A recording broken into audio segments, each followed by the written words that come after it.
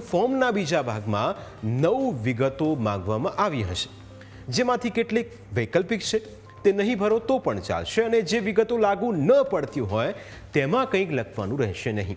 એ રીતે સમજવું જરૂરી છે કે ફોર્મનો બીજો ભાગ કોઈ અલગ પેજમાં નહીં હોય, પરંતુ એક જ પેજમાં હશે. ફોર્મના બીજા ભાગમાં જન્મ તારીખ ફરજિયાત લખવાની રહેશે. બીજા ખાનામાં આપેલો આધાર નંબર ઓપ્શનલ છે. ત્યારબાદ ત્રીજા ખાનામાં તમારો મોબાઈલ નંબર લખવાનો રહેશે, જ્યારે ચોથા ખાનામાં પિતા કે વાલીનું નામ લખવાનું રહેશે.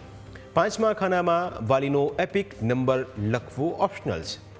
છઠ્ઠા ખાનામાં માતાનું નામ લખવાનું રહેશે. ત્યારબાદ સાતમા ખાનામાં માતાનો એપિક નંબર ઓપ્શનલ છે.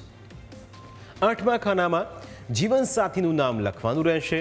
આ વિગત જેને લાગુ પડતી હોય તેને જ લખવાની રહેશે. ત્યાર પછીના નવમા ખાનામાં જીવનસાથીનો એપિક નંબર લખવાનું રહેશે.